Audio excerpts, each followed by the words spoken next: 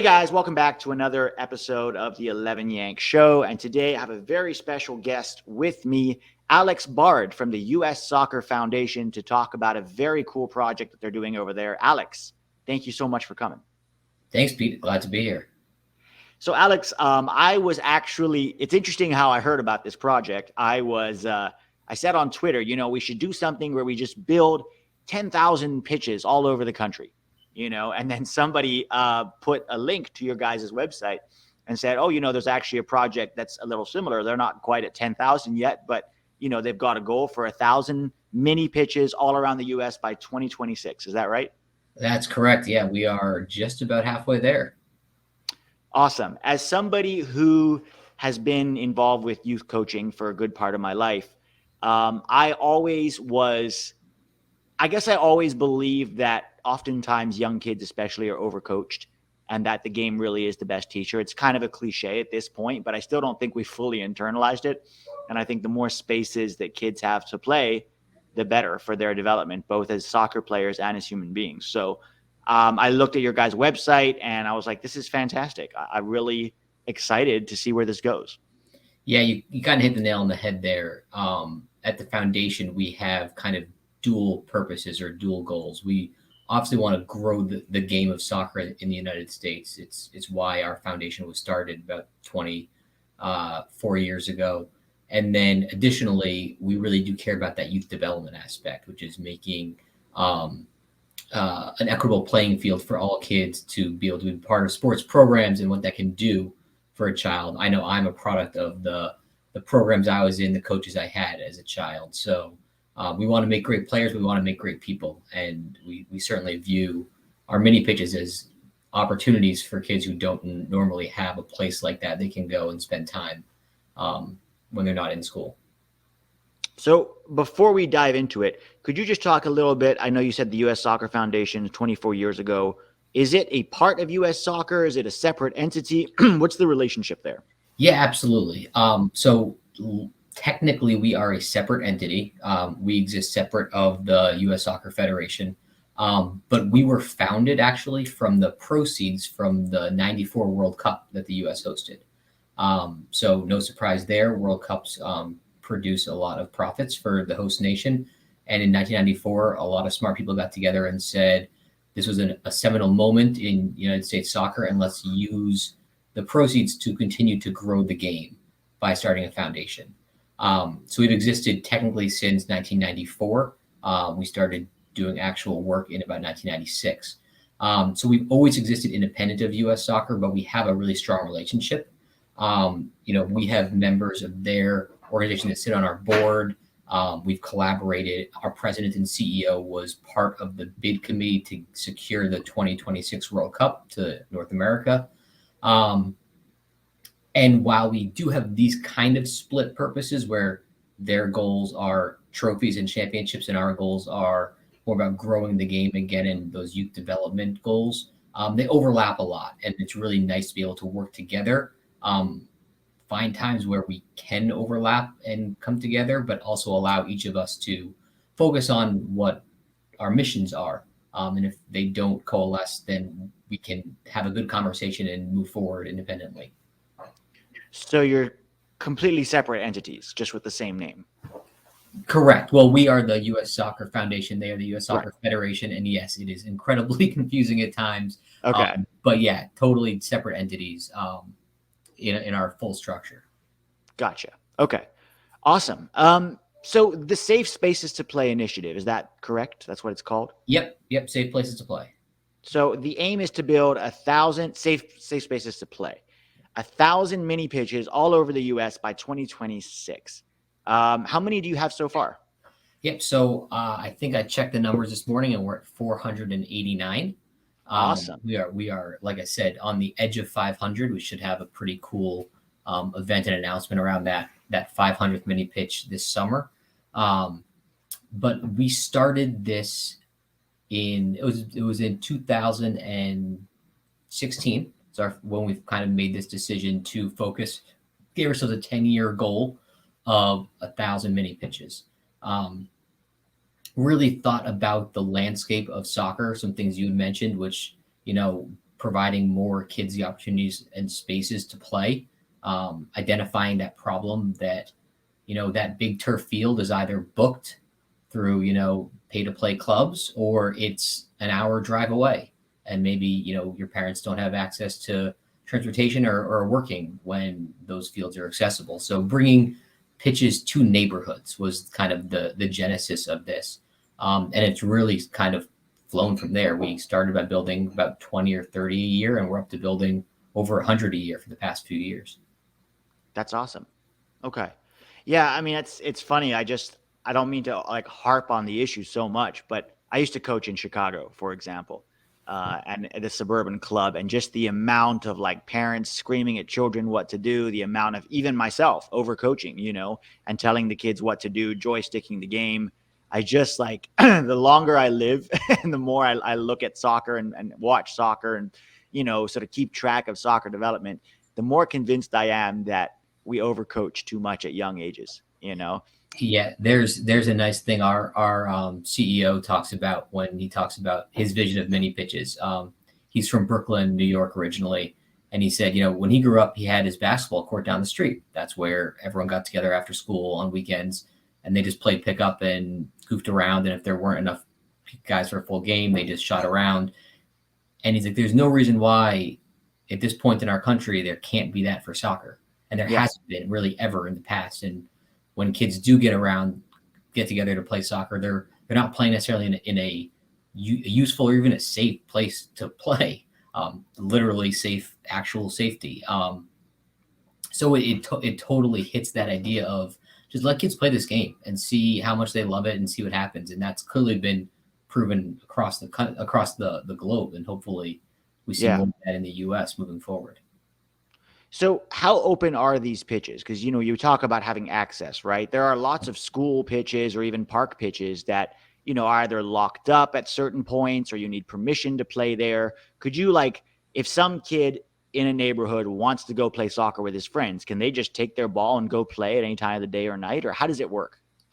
Yeah, it's unfortunately, it's literally every mini pitch probably has its own rules, and it's just based on who the landowner is.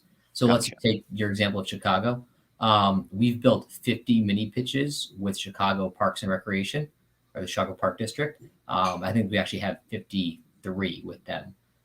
So there are 53 different places you can go play on mini pitches in Chicago, but the Parks Department owns that land. So should they need to close them, whether it's at dusk or for periods of time for maintenance or whatever, we don't control that kind of availability. Gotcha. And as you noted, we have built a lot of these at schools. I live here in New York, and the schools in New York lock their gates after hours because of safety issues. And so we've built a handful of mini pitches at schools in New York that, unfortunately, unless you apply for a permit, you couldn't necessarily just walk up and use that at 4 p.m. tomorrow. So the way in which we build these is we partner with these great landowners who are willing and interested in transforming kind of underutilized spaces into soccer spaces, but it does come at the kind of cost of allowing them to truly control their space and their land. Certainly not without our encouragement to open the spaces up as much as possible. Right. I guess the benefit of having something like that in a school would be at recess, kids are outside playing soccer on the mini pitch, hopefully, right? That PE classes, we actually, the other side of what the U.S. Soccer Foundation does is we have an after-school soccer program. It's called Soccer for Success. Okay. And as an example, in New York City, we run it for about 7,000 kids across New York at about 200 different locations, most of them being schools. So hopefully most of our mini pitches at schools in New York are actually being used in the after-school space as well, just with programmatic opportunities, not so much free play. But we think a balance of programming and free play is what's best for a community, because it does give kids the opportunity to choose to play soccer more formally or just use it for pickup as well. And that's free for kids, right? Absolutely. Our Soccer for Success program is free. We've been running that for 12 years now. And I think over the course of time, we've run it for more than, 400,000 kids, all totally free in communities across the country. So does that mean free coaching? Like there's a coach there that works with them, or how does that work? Yeah, every coach goes through our coach training. So we developed a curriculum and a training for that for each coach. And for a group to sign up for Soccer for Success, their coaches have to be go through our training process, either online or in person. And then once they complete that training, then they can run the program for their community. And are these like programs then allow the kids to go participate in tournaments as part of Soccer for Success, or is it just kind of coaching and free play?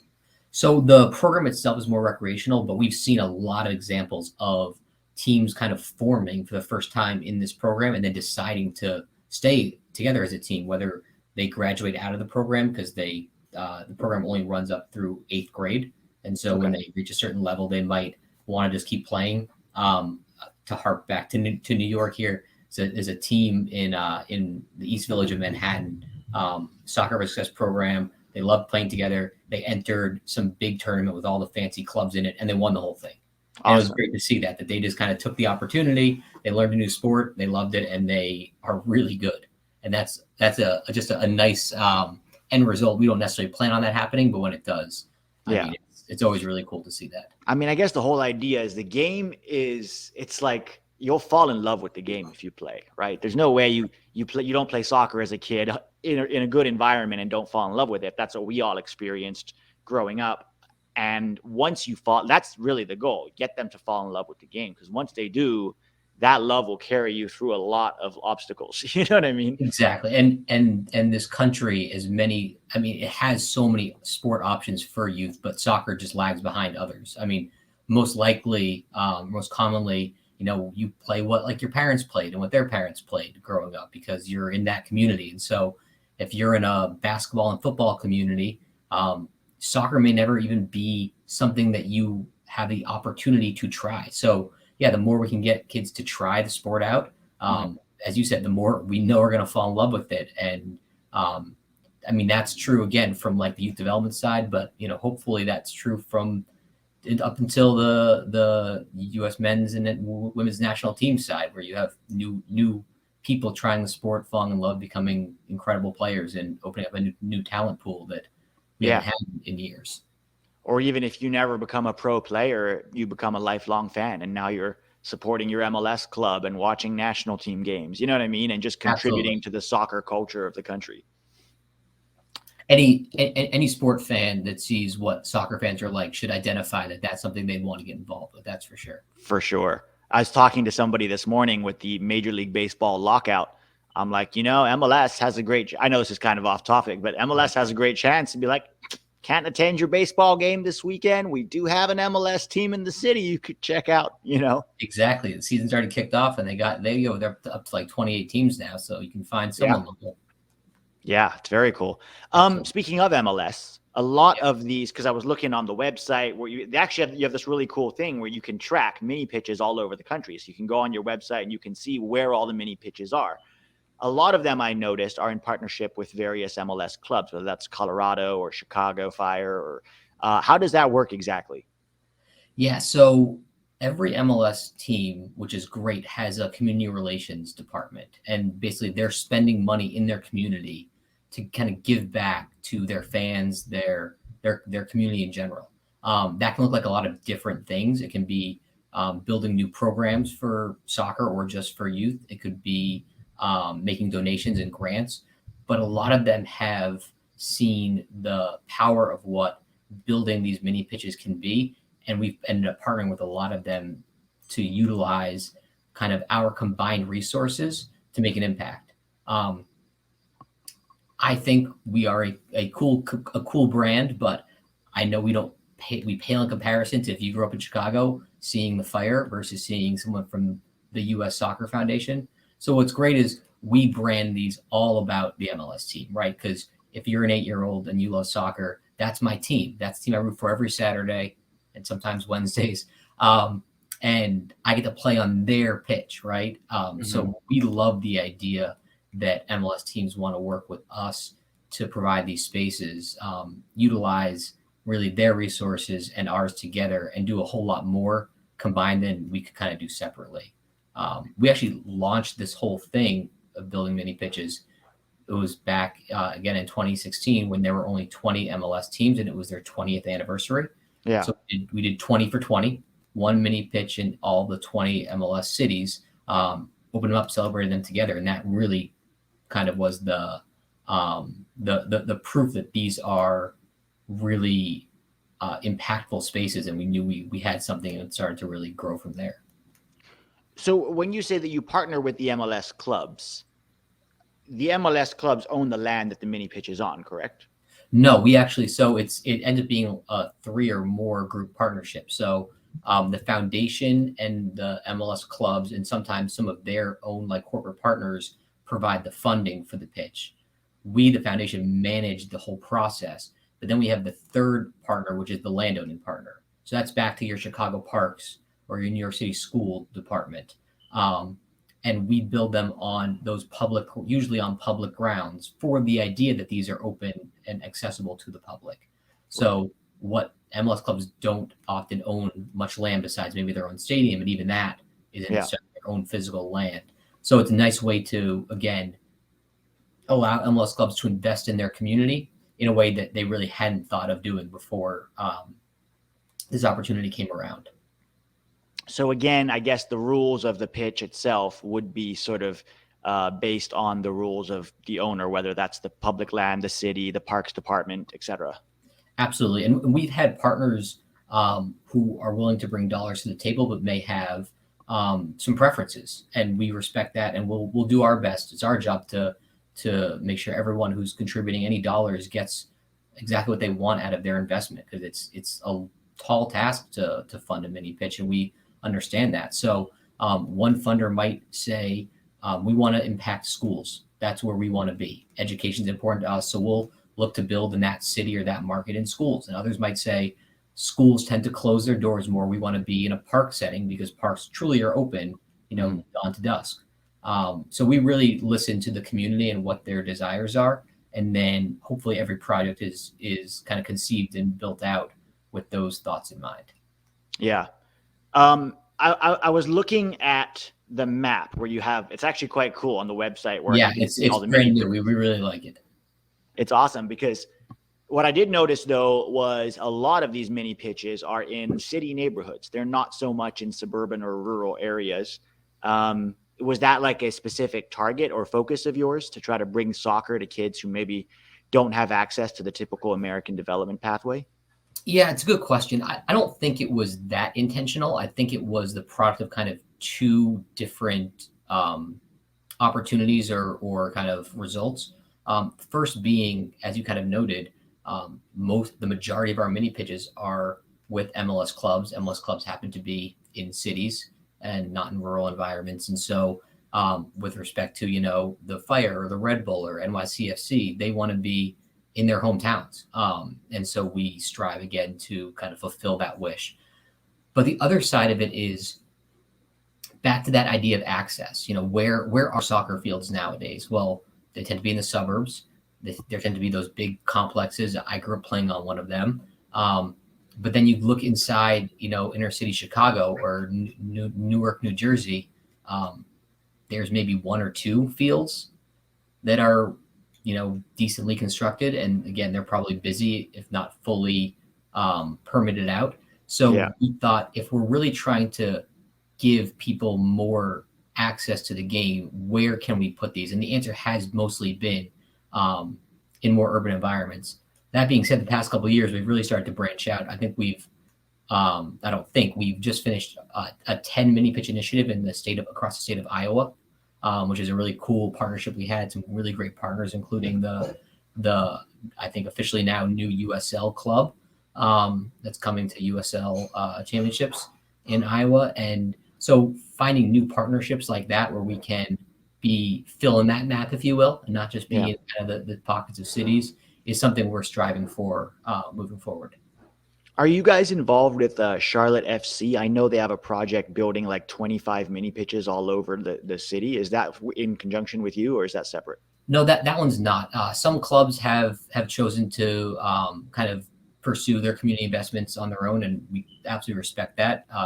Why rebuild the wheel if you have something that works for you? And that's a club. I know their ownership is is part of the Carolina Panthers. They know their community very well, and so if they feel like that's what's best for them, we're certainly not going to question that.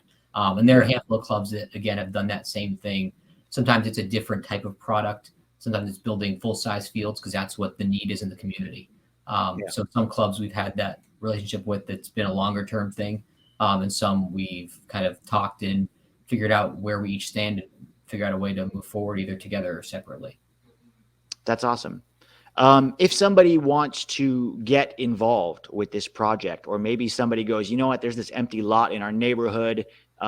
It would be a perfect spot for a mini pitch. Or if somebody even wants to find out where's the nearest mini pitch near me for my kids to play or for me to play, how do they go about that? Yeah, so go to the U.S. Soccer Foundation website is the best place to start. Have a little bubble down here, ussoccerfoundation.org. Two great resources on there. You mentioned the map. You can literally plug in your zip code, and it should show you the closest mini pitches to you. I hope they're only a short walk or drive away. And you can see who owns that land also. So you can see it's a school, and maybe you'll know, don't show up at noon on a Wednesday because that's a school. Right. And then if you think you have a great location for a mini pitch in your neighborhood, there's also a link on our website where you can suggest a location. So we have a huge inventory of people who have said, there's this parking lot, no one uses it. There's a tennis court that hasn't been touched in 3 years with weeds growing out of it. We have 5 basketball courts at one park, and we certainly don't need all of them. They make those suggestions to us. And then the next time we have funding, we would look to, to match as many of those projects as possible and build mini pitches. And that honestly is my favorite thing that has happened. There you go. The map. I just thought I'd put it up for people. So guys, you can see there all the different spots where mini pitches are. As you can see, let's say you want to go to Chicago, you just zoom in. It's quite simple, and you can see literally all the different places that they have mini pitches, which is really cool. You can do that in pretty much every city. How many states are you in now? Because it looks like a lot. I think we're in like 28 or up to 30, maybe. We're getting close. I do have my eyes on a couple of states that I'd like to have more pitches in. So we can map. Anything you can tell us about? Well, I think it's fair enough. I think it's public enough. But Las Vegas, we are hopefully days away from. It's one park's getting 4 mini pitches. It's going to be a massive mini pitch complex. It should be, like I said, awesome. We're days away from completion. It was a great space. It was an old basketball court spot that they ripped out all the basketball hoops in. So it was just a giant asphalt space. No one was using it. And they're going to start bringing, they have a Mayor's Cup in Las Vegas where they have a big soccer tournament. It's going to be part of their Mayor's Cup every year now. So it's kind of saying, letting us know where mini pitches could go. That's a perfect example, actually, where we were reached out to by Las Vegas Parks. We met them probably 3-4 years ago, and we knew they had interest. We never found funding that could go to a project like that. Some of our funding is restricted. And when we finally did, we called them, and even after 2 years later, they remembered us. They said, we still want this, and we're making it happen finally. And those are the best, when you can hear someone's, desire and need, and know it's going to be impactful, and being able to make that happen. It's really special to find those sites and think years later we still made an impact, even if we couldn't right away. Yeah, that's awesome. Where did you say? Oh, suggest a location, right? Yeah, right there. So you can, on the left side, that's a one pager on what kind of site we need, like physically, what kind of land we need. Right. And then you read that and then click on the right one and give us all your locations. You can't submit too many. You don't have to be the landowner. You don't even have to know the landowner. It helps if you do, but ultimately we want to know where you think a mini pitch can go. And that's a great way for us to know where we want to build next. This is really, really awesome. So guys, I put that up there just so you can have a visual of it. If you either want to find a mini pitch in your area, go to the website. If you want to suggest a mini pitch, again, go to the website. It's very easy to navigate. And the third one is, donate. If this is a project that is close to your heart, I mean, I don't know how you guys are funded, but I saw a donate button up there. I'm sure you guys need money for projects always, right? Absolutely. We've had all sorts of individuals companies, MLS clubs, obviously invest in mini pitches. So we've literally had one person fund an entire project. We've had GoFundMe's where a community raised money for one or multiple. There's no wrong way to skin the cat there. Anything people can contribute will go towards more of these. And lastly, I'm being exclusive in talking about MLS. I should be mentioning that we've built projects with NWSL clubs as well as USL clubs. So we've seen professional teams across all leagues in this country step up and make these kind of impacts in their community. We should see more of that coming up in the next year, which is exciting as well. For sure. And all donations are tax deductible, I'm guessing, right? Absolutely. Cool. Last question for you, Alex. Yeah. It's 2026, you want to have 1,000 pitches. 2026 is kind of that big mark for all of us because we're going to host the World Cup here for the first time since 94. How do you think that's going to impact the landscape of American soccer and our culture and the growth and popularity of the game here? So it's a great question. I wasn't quite old enough to really appreciate the change that happened in 1994. I was a mere 9 years old then. I remember going to one of the games in Boston, but that's about it. But what everyone talks about is what a step forward that World Cup was for the game. With how popular it's gotten, I honestly can't imagine how much more popular it can become. But I do think it's going to be seismic in the shift that this sport brings. And the fact that we all huddle around TVs and bars watching not even World Cup games, but qualifiers now. I don't think anyone was doing that 10 years ago. So I really think that as this country embraces the sport more, from the professional professional level, being fans of the game to more and more kids playing the game, we have an opportunity in 2026 to really showcase that it's not the world's sport. It's our sport. And we don't need to look across the ocean or south of us to understand where the best soccer is happening or can be played.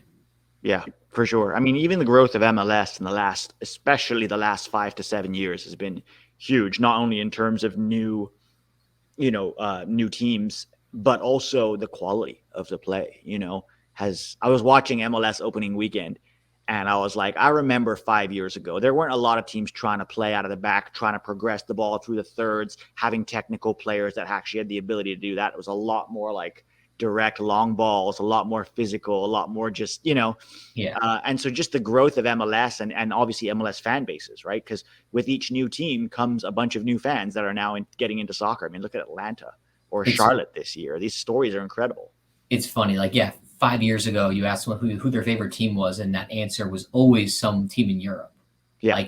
99% of the answers were, some Premier League team or Barcelona or now, we talk in our office and who's your favorite team? And it's, DC United or Red Bulls or the Quakes or something. And even that is just people want, it's a great product. It's an improving product and people want to go out and see it. I know I go to as many games as I can because it's a great time and I enjoy it. And it's not yet Premier League, but I don't like waking up at 7 a.m. on Saturdays anyway. So yeah. And it's ours. That's the thing about MLS. I don't agree with Alexi Lalas on a lot of stuff, but one thing he says, he talks about a Cosa Nostra, right? This idea that it's our league. And so even though it's imperfect in many ways, we get behind it because it's ours and we want it to be better, right? We want it to be better. And the best way to do that is with interest, is with support. Because when you do that, there's more eyeballs, there's more money, there's more all kinds of things that improve the game. And look in the last week at the names being thrown around of who might be coming this summer to MLS. Whether it's probably a combination of ownership and dollars being spent and just fan interest, people are talking about this being a real destination for their career, and not just the end of their career, but their ability to really come to the United States and be embraced by a community like that is got to be special. For sure. Well, Alex, you're definitely contributing to the American soccer culture with this initiative, and I really do appreciate it. This is something that's really close to my heart. Thank you for taking the time to come on here to talk to us, to explain to us about the project. Hopefully people will get involved, whether that's just going to play or, making suggestions for a place for a pitch or just, telling their kids, look, there's a mini pitch over there. You can go play with your friends. So Absolutely. Thank you, Appreciate it. Pete. I appreciate you having us on and be able to talk about what we do to help grow the game here. And looking forward to talking to you again, hopefully at the 500, 600, 700 marks. Why not? For sure. I'm going to put a link to the description in a link to the website rather in the description. How can people find you personally if they want to hit you up? Yeah, if on our website, I believe if you go to our team page, my contact information is right on there. So if the website's not clear and you want to ask more questions about mini pitches, please do reach out anytime. Myself or someone from my team will always get back to you and talk you through how we get things done and how you can help. Awesome. Thanks a ton, Alex. I hope you have a fantastic day. Absolutely, you too, Pete.